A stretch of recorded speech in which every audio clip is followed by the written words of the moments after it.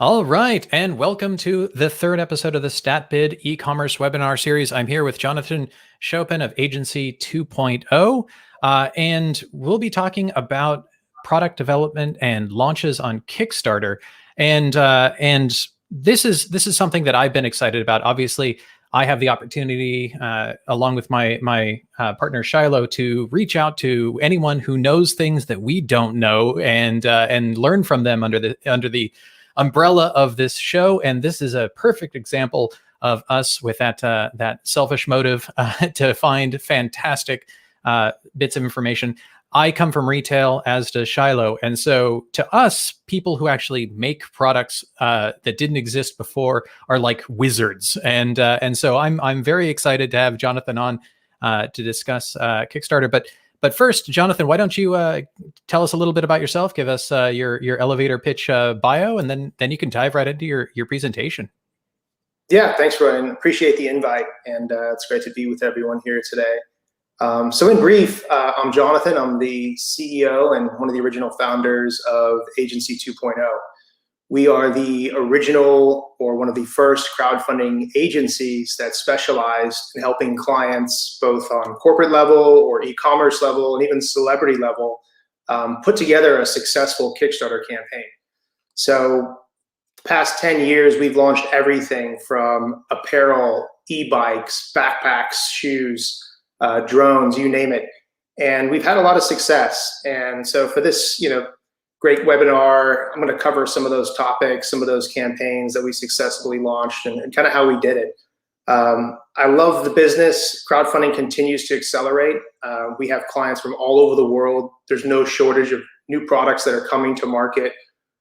And I'll talk a little bit more about what we look for to kind of fit that crowdfunding mold into what would make a successful campaign. But ultimately, this is really to highlight some key points on what makes a successful crowdfunding campaign. Overall, we've launched over 500 campaigns. To date, Agency 2.0 has raised over $100 million in crowdfunding funds for our clients. That's on platforms like Kickstarter and Indiegogo. In addition to that, 22 of our campaigns have hit over the $1 million mark, which is what pretty much everybody asks me when they want to work with us or launch a crowdfunding campaign is, how do I get that 7-figure mark? And I'll talk a little bit more about that as well in the presentation, but really excited to just kind of kick things off here. I'm really proud of Agency 2.0 and what we've created over the past 10 years, from process to strategies, and really just helping our clients, both big and small, some who are brand new entrepreneurs and many like yourselves out there that have an e-commerce business. Maybe you have a new product like a version 2.0 you're thinking about putting on crowdfunding, and I definitely would recommend that. And hopefully I can share a couple ideas that will encourage that if it fits and is successful for your business. So just to get things cruising, why crowdfunding? Many of you may have heard of Kickstarter. Kickstarter is what I like to say is the Kleenex brand of crowdfunding. It's global, it's huge. Kickstarter, was founded just over 10 years ago, right after one of the financial crises that led a lot of people searching for funding, non-traditional funding. And, fast forward today, there's a variety of different crowdfunding platforms out there. Today, I'll focus more on reward-based crowdfunding. That's your Kickstarter and Indiegogos of the world. And again, a lot of people get into crowdfunding for various reasons. For me, obviously finding that initial finance to order or pre-order, your first batch of product, building a community. Many of you already have a huge base of customers who love your current products, and there's tons of reviews there. I'll just say right now, that only helps you when you launch a campaign. Not to get ahead of myself, but what we're seeing now on Kickstarter and Indiegogo are a really loyal base of Kickstarter backers who are repeatedly buying products or pre-ordering them on Kickstarter. And they're really looking for unusual or innovative products, but they're also very keen on who's the team behind it. Have they delivered product before? Can they execute? So for many of you out there that have products on Amazon or e-commerce and are already doing the work and delivering and making customers happy, I would say that crowdfunding is only in your best interest. You're going to see a lot of folks really respond to that. And plus, you already have a loyal army hopefully have customers ready to support your next product. Validation. So we work with a lot of corporate clients that have something, that's kind of in the skunk labs, or they want to try and see if it's something that they can take to a larger scale. And so they hire our team at Agency 2.0 to launch it through Kickstarter and Indiegogo and really kind of give it a great run to see what the feedback is. So market validation also is a great aspect of using Kickstarter and Indiegogo, because this audience, they're very much early tech adopters. They're not looking for the quickest, fastest product in that space. They're really interested in new, innovative ideas that they can't really find in the marketplace. So about our success, just some shameless bragging here. We've launched some of the more marquee products over the years that really, we felt, changed the game of crowdfunding. From a micro drone that cost under $100 to one of the very first electric bikes in the US that raised over $6 million. That was back in 2015. And then many of you may have this product. I still see this everywhere I travel, the OmniCharge, which was one of the, and still is, I think, the most successful charger in crowdfunding history. Now, that might not seem too exciting or sexy, but we know there's a ton of chargers out there in the marketplace, and this particular product just blew up, and we're really proud. These are some of our marquee campaigns that we still get referrals from about launching a product in this type of space. So these are your top 2 crowdfunding platforms. A lot of questions come to us about which one should I launch on. They both have their differences. I just put in some very quick notes here. Kickstarter, primarily if you're looking to raise funds, whatever you place in that funding amount, you definitely have your goal. Otherwise, you won't get those funds released. Many of you may already know that. With Indiegogo, they offer a flexible funding option where if you just come short of your goal, you can still withdraw those funds and fulfill those orders to those backers at a little bit of a higher rate. But it's still a really great way, for a lot of clients that, putting a lot of marketing dollars in or spending a lot of money to launch a crowdfunding campaign. It's a good kind of insurance that you're still going to walk away with something. So that's a great aspect with what Indiegogo offers. I would say, depending on the product, we're pretty agnostic to which platform. There's both fantastic teams that we've worked with over the years that will assist in giving you notes on your crowdfunding page. They'll help support you on the marketing level, like newsletters or placement on the site. But ultimately, for us, we take a look at the product and we try to find which case studies or similar products have done well on either platform, and usually kind of steer our client in that direction. So obviously with Kickstarter, they're pretty much the kings and queens of tabletop games. If you've ever seen a board game or card game launch, I mean, they have just a fantastic base of supporters on Kickstarter. Indiegogo, as we've had a lot of great experience with, they tend to be the kings and queens of electric bikes, or a lot of tech and gadget space that we've done very, very well with. So, again, when we look at the platforms, we look at case studies, we look at the product design, we look at the price point, and we try to work with our clients on which platform is better suited for their product. So what products do well on crowdfunding? This is another one.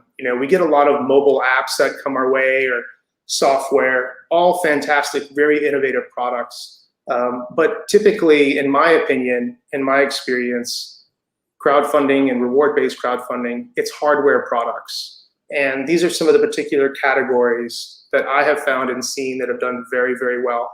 And some are starting to catch up with others. Games is certainly still the king, and then obviously tech's a big word, but we're seeing a lot of cool, innovative stuff in the smart home and kitchenware space. I'd say a year or two ago, we saw a lot of stuff in the apparel space, cool new shoes, travel pants. On that note, Jonathan, we've got a question that I think we'd like to inject here. It is from Shiloh, who's asking about what I'd like to understand is what Jonathan has learned about product market fit. Are there early signals that are predictive of success or failure before launching a campaign? Obviously relevant to the slide you're on at this point. Yeah, absolutely. I mean, for me, when these types of products come into our inbox, hey, help me, I have a really cool product I want to launch on Kickstarter. The first thing I try to identify with, again, is does it kind of fit the Kickstarter mold? does it fall into one of these categories where there's a substantial audience on Kickstarter that would back this? And then the next step to Shiloh's question is, how do we create some type of modeling or testing system where we're advertising or we're getting feedback from the community on whether this is something they want? So we do have a very particular process that Agency 2.0 uses to launch every one of our campaigns. It's really what we call our pre-launch. And we've been doing it for the past 7-8 years. And essentially what that is we're doing some A/B testing using a lot of paid media campaigns, primarily Facebook, Instagram. We get the best return on ad spend for our clients that way. Our goal is to create a very heavy customer sign-up list north of 10,000 emails of interested customers, or what we call on crowdfunding backers, that are both interested in the product, know what crowdfunding is, and certainly it kind of fits their price point, or they might be in market for it. So when you said you get good return on ad spend, obviously this is before you have products to sell. Are you measuring that against like a target cost per backer or cost per email? That's right. Cost per email, cost per lead. Okay. Obviously there's a lot of reconfiguring going on right now with the recent iOS updates, but typically we let our clients know we're looking to spend somewhere between $1 to $2 as a cost per lead. And our goal is to obviously get that cost as low as possible. Some clients are well under $1. Some of our higher price point items are a little bit over $2, but that's what our team is working on every single day, is to bring that cost down. And that comes with testing. That comes with obviously a lot of creative that we'll talk about, video ads, photos, like professional photography of the product. And then again, targeting the right audiences. That's a great benchmark. Yeah, our audience is obviously familiar with the cost per lead kind of model. So that's a very easy comparison. Yeah. All right, go ahead and continue. So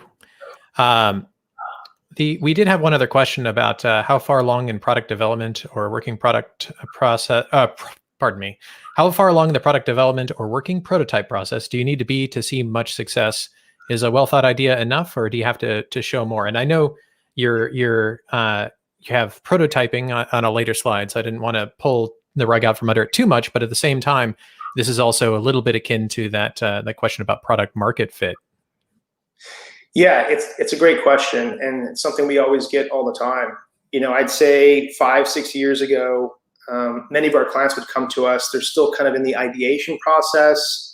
Prototype is on the way, and that worked well, years ago. Unfortunately, what had happened was the products weren't fully baked out yet, or they ran into a lot of issues in manufacturing or even just prototyping.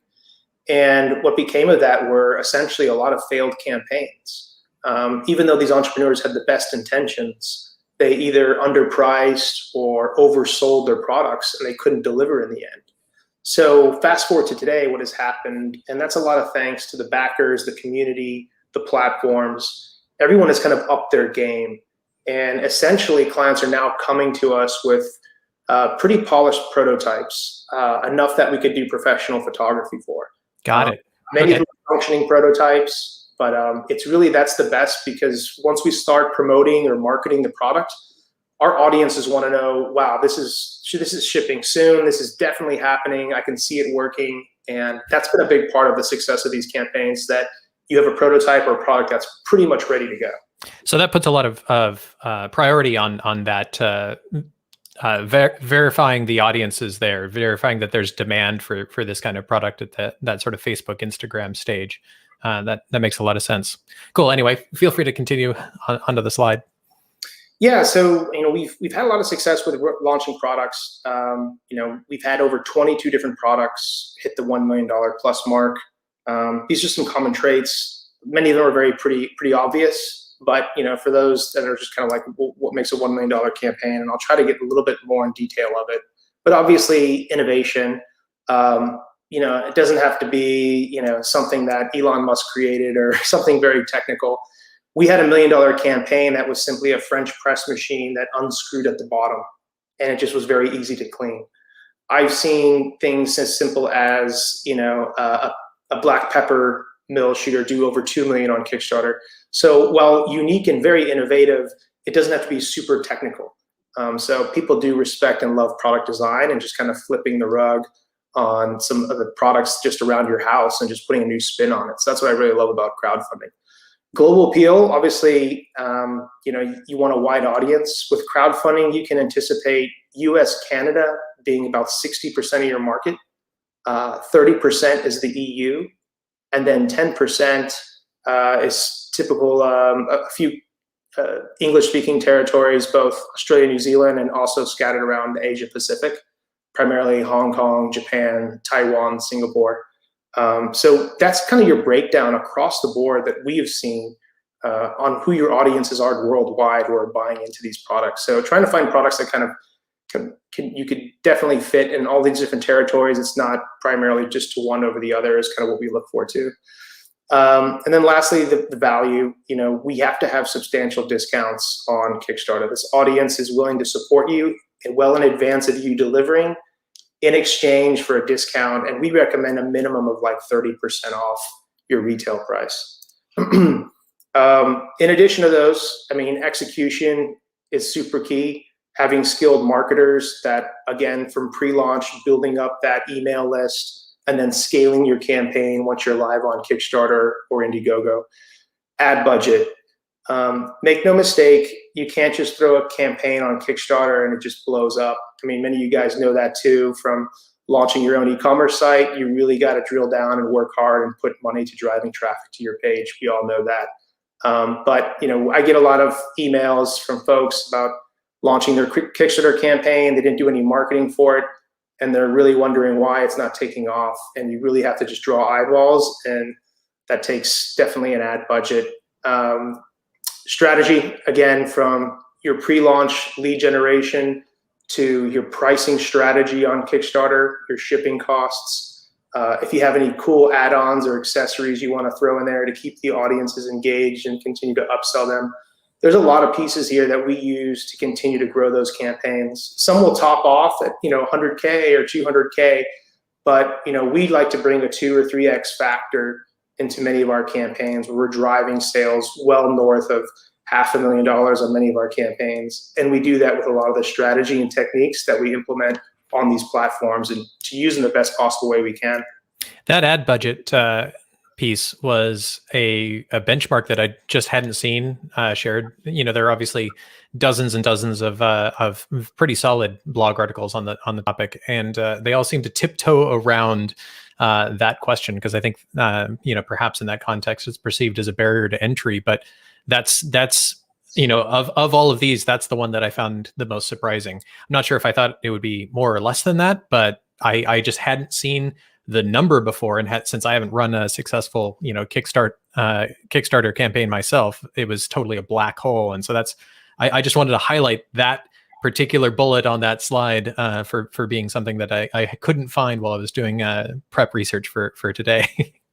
Well, I hope I didn't gloss over it, but yeah, it is a substantial point. We had 2 $1 million campaigns in the past 6 months. One was on Kickstarter and one was on Indiegogo. 2 completely different categories. Mm-hmm. Both raised just over $1 million. One client spent $96K at the end of the day on the ads, and the other client spent around $115K. So that's been pretty consistent. And many of our clients who may not be familiar with e-commerce or advertising, that's okay. They're like, boy, is that good, or is that a good turnaround? And then I'm sure many of our e-commerce community out there are like, wow, that's not bad at all. We're able to get you compare it to ad spend, or well, it is literally ad spend, but you compare it to anything else that you would weigh against your margins. And so if you're planning for production at a certain scale, then you're definitely at least forecasting what you expect your margins and then profits to be. And if you don't anticipate, setting aside that portion of it, then you'll end up sucking air way before the campaign is ready. So that, like I said, I was just excited to see something that I hadn't found from anyone else, and I appreciate it. Yeah, and we try to be upfront with our clients as much as possible on those ad budgets and what they should forecast and prepare for. We don't ever want to hold them to a number and they're like, well, we spent 100K, where's the million? But you can see that what makes the perfect storm is you have a substantial discount, 30 to 50% off sometimes on certain quantities. You have an audience that's already hungry for early tech, and they're just rabid. These Kickstarter backers, they're doing 15, 20 backings a month. Some of them, they're super backers. They just and oh, I want this, and then they love things that's showing up on their doorstep, like myself, like a few months later. So that's a very critical aspect, because when we target audiences for our clients, we're really focusing on these early tech adopters first. Mm-hmm. And I don't like to overuse the phrase lowest hanging fruit, because they're very savvy, and you have to pitch them well, and you have to show the product and the story very well, and why they want this. But you definitely need also that substantial discount, for them to take that type of bait too. Otherwise, 10% off, I'll just wait till you're on e-commerce and then you're shipping. It's a lower risk for me. That's why we ask for 30 to 50% off on some of these products when we go live on Kickstarter. Yeah, so if you imagine a direct-to-consumer brand is used to seeing, once they're up to production, 50 or 60% margins, depending on the category, obviously, you can say, okay, well, I also don't expect my first run to be the most efficient run, because we won't be as at the same scale we will be in 2 years and things like that. And so you can start marching your expectations on the margin remaining back off. And so if you have a 30% discount off of your anticipated retail value, and then you have another, say 15% for the ad budget as well, you start to have an idea of how much margin for error you have. But if you're already, planning, this isn't your first product, but it is your first Kickstarter, you're already planning, those investments. And I think this clarifies both the scale of the opportunity, but in a way that isn't all just, artificially roses and butterflies. The investment and the work are both real.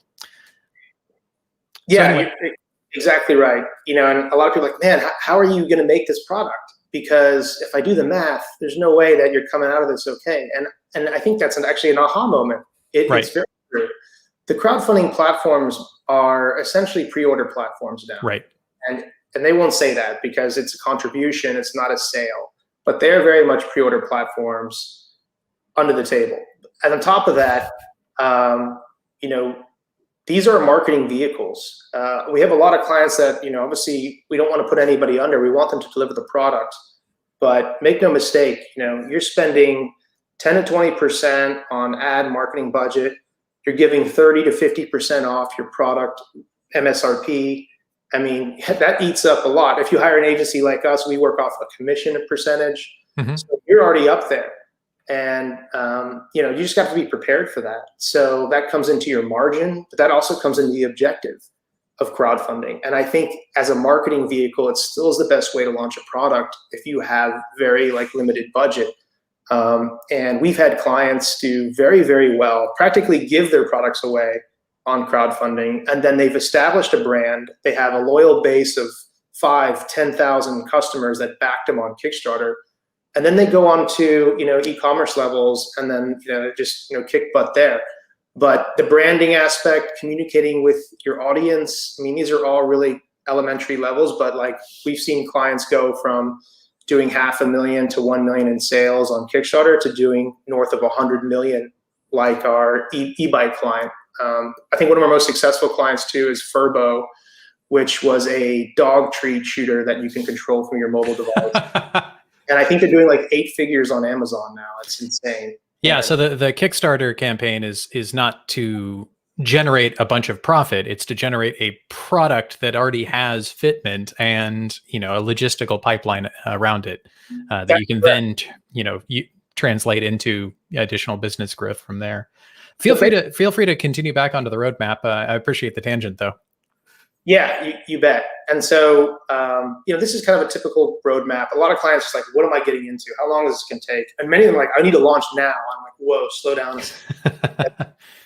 There's a methodical process in this, and it requires, building things and testing things. And then, really when you're ready to go, that is what keeps our success rate very high. starting with marketing assets, videos and photos. Typically, we recommend having, obviously your main Kickstarter video, but a lot of short video clips that we can utilize for ads and marketing. That's kind of a no-brainer. This is, again, where your polished prototype is a necessity, because you got to be proud of something that you're photographing professionally that people are going to see right there in high res. So that's an obvious one. This is the pre-launch, or our lead gen that we were discussing, and our goal here is to get around 5,000 to 10,000 email signups of interested, familiar with Kickstarter type of backers that fit the demo. Moving forward, and we put 4 to 6 weeks there. That could definitely extend. It really depends on how the lead generation is going. But again, you don't want leads to get cold or extend that lead gen process too long. So that's important, why we try to keep it pretty tight. But again, want to make sure that we're ready to launch when we're ready to launch. Whether you launch on Kickstarter and Indiegogo, you can really set it for 1 to 60 days. The platforms will recommend between 30 to 35 days. If you have a very short shipping window, and I'd say anything under 6 months from the end of your Kickstarter campaign is super competitive. Like, people will love you for that. If you're going over a year, I'd be a little bit worrisome about that launch strategy, just because this community will tack on a few extra months. Like, and the higher price point item you have, the more risk there is for the backer. If it's $1,000 e-bike and you're not delivering for 18 months, that's a hard conversation to have with like your financial advisor, your partner, whoever it is, to do that. It's just risk. So we share a lot of those tips, obviously, to our clients. Post-launch, what's really cool, the trend that I'm seeing is a lot of folks may not have their e-commerce set up yet, but to continue to collect pre-orders, they'll launch on both platforms. Now, you can only go on one at a time. And typically, people either launch on Indiegogo or Kickstarter first. And then Indiegogo has kind of a cool, like, overtime platform, which is still on Indiegogo's site. It's just, it doesn't have the timer. And it's a way for you to pick up additional pre-orders without having to set up your own Shopify or e-commerce site. So that's a really cool tool that Indiegogo's initiated, and I definitely recommend it to all of our clients. The game is to always be able to take pre-orders. Just people are going to find you and hear about you. The bigger the campaign, there's a lot of people that'll come on the door late. So just always have a way for people to find you and pre-order stuff. And then, of course, for many of you who are already at fulfillment and e-commerce stage. The one thing I did want to mention is, with a lot of crowdfunding campaigns, a lot of companies have become like pros at it. Companies like Peak Design or Mizen, they're launching products like every 6 months. They're able to fulfill orders, keep their army of fans super happy, and they're just crushing it. I mean, they're launching new products at least once a year. So that's a great kind of way to use the platform when you're at a level that they are. I mean, they've launched probably each of them 5, 7, 8 products on Kickstarter, and then they take it to their e-commerce site after. So again, it's just a great way to like unveil party on Kickstarter. You just press play. These guys have done so well in delivering product and make their customers happy. They have, thousands of emails already ready to go of loyal customers ready for that next cool product. So I love seeing that. I just wanted to bring that up because crowdfunding is not just for your first time entrepreneur. It's really a great vehicle for folks that are launching newer products. And it's a great way to unveil your next product and have fun with like your customer base, give them a discount, give them a sneak peek at what's coming soon before you have it on your own retail site. So just the basics. Prototype we discussed, videos and photos, super critical. This is what you need to run an ad campaign for months and months. So you can never have enough content. And what we're seeing on our side, as many of you already know, is video content is king, and still doing very, very well on especially lead generation or just acquiring conversions. Web and social, that's also a no-brainer. Have your social channels locked up, especially with crowdfunding. People are looking to check you out. Are you a new company? Are the lights on? Who's behind this product? So we really want to make sure our clients have a substantial foundation. Like builds trust, sure. Builds trust, exactly. Branding, of course, just so when you hit play, you have all your branding across all your channels. Again, it just looks like an established market research. This sometimes goes unnoticed. We do have a lot of clients that, just like you see sometimes on Shark Tank, people are like, well, I have the greatest product in the world, and there are competitors out there. And if there's not a competitor, that's okay, but there might be an alternative solution to what your product is providing. And you need to really look at that self-awareness. Our team loves to dig in like that, and it's only because we're all on the same team. It's like, let's identify our strengths and weaknesses. What's the pricing? There's a lot of great programs out there that you can pull competitive pricing and competitor analysis from Amazon, eBay, Walmart, that'll really help you get some insight to how you position your product, but also how you price it. What are customers saying about it? What are they saying negatively about it? Even more importantly, other competitors in this space. You can take a lot of that and really go with it. And then, of course, team. Team is essential. From having somebody who can do the math, having somebody who knows logistics, having somebody on the marketing branding side. What's amazing with crowdfunding is some of our clients went from just 1 or 2 person teams, which we still have, to now they're like pretty full teams where they have a lot of resource. Now, if you don't have that, that's a lot of what Agency 2.0 offers. We have ad managers, campaign strategists. We have graphic designers who can put all the pieces together. We can also build and shoot all your videos and photos for you. So we have tried to fulfill a lot of those voids that people can't afford full-time staff. That's totally cool. That's exactly what crowdfunding is about. You really bootstrap and you try to make the best campaign you can and invest in your product and your marketing and your assets. And then, you give this a go.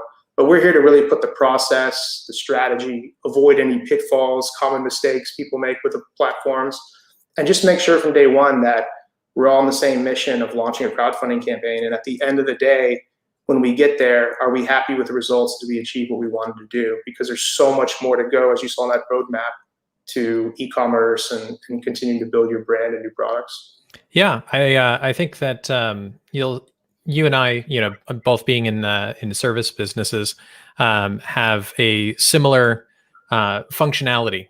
Our teams are a way for clients to punch above their weight class. And so, if you don't have a team of designers, you don't have a videographer, you don't have some of these other pieces because you're still small, and this is one of the projects that you're using to find that growth to no longer be quite so small. Using pre-existing expertise and experience definitely helps get over that hump. Did have a couple of more questions for you. I know we're at time, but luckily we don't have somebody else waiting to take the stage here. So Jarrett asks, what do you think the future holds for crowdfunding? Do you expect the current platforms will grow their audiences in the coming years, or could they be losing popularity already? And I saw a Google Trends in a back channel for the word crowdfunding that seemed to peak and then has been coming down to a sort of plateau.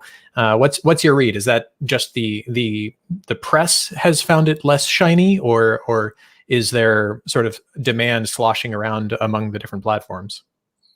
Yeah, I think it could be a combination of both.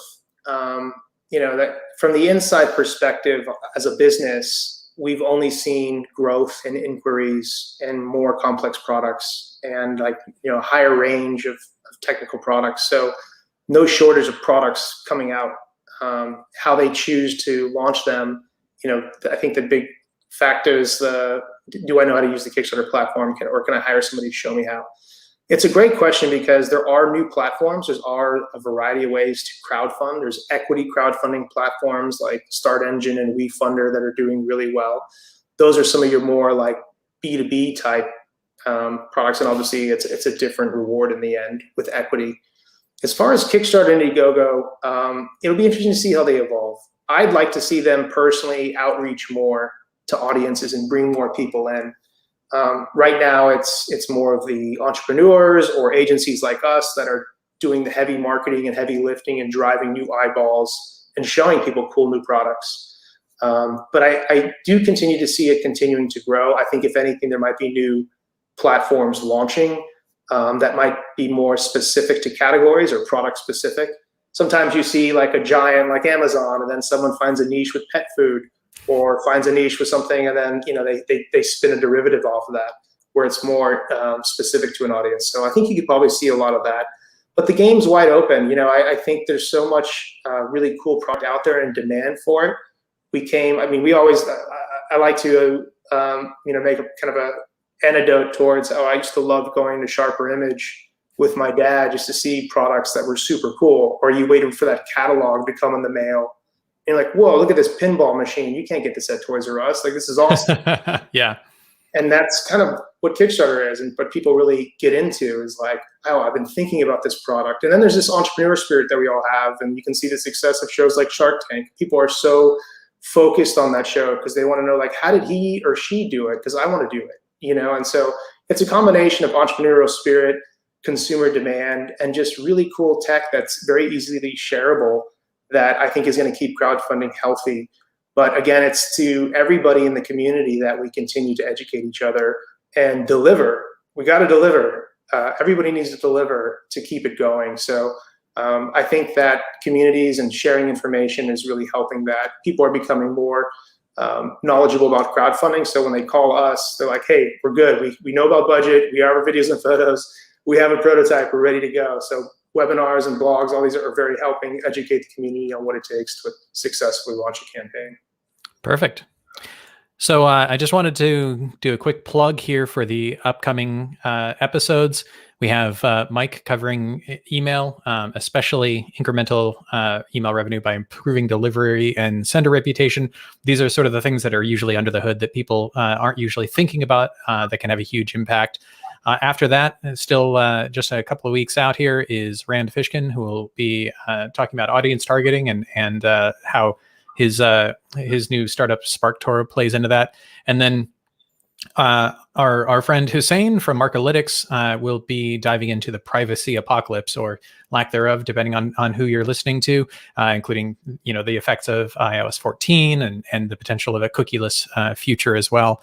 So definitely take a look at the StatBid channel for those. We have events like this going all summer, and we'll basically keep it going for as long as people keep being willing to come and answer all of my questions and your questions as well. But on that, I just wanted to thank you, Jonathan, for joining us. This has been everything I was hoping to learn, and definitely context that I wasn't going to get just from skimming blog articles. So I really appreciate your time, and I know the audience does too. Thanks, everyone, and thanks for the invite, Roy. I appreciate it. All right. Have a great day.